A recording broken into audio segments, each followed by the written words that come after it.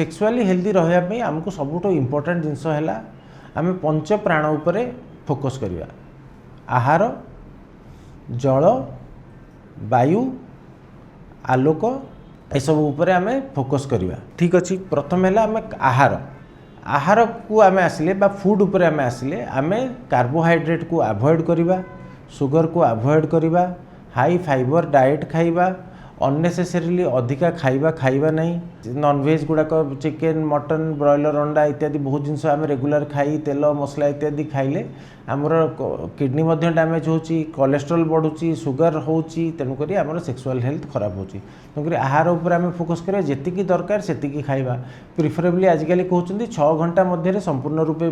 खाईदेवे 6 ରୁ 8 घंटा मध्य सकाळ 10 ରୁ संध्या 6 भितर आपण खाइबे संध्या 6 ରୁ सकाळ 10 जाए आपण खाली पेटर रहिबे बा पानी पीकी रहिबे नंबर 1। नंबर 2 है जोटा आप डाएट खाइबे से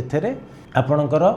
डाएट रे कार्बोहाइड्रेट बा सुगर मात्रा बहुत कम थिबो प्रोटीन एवं फाइबर अधिका थिबो तेल मसला बा छणाछणी को अवॉइड करेंगे एत द्वारा आप सेक्सुअली हेल्दी रही पारिबे।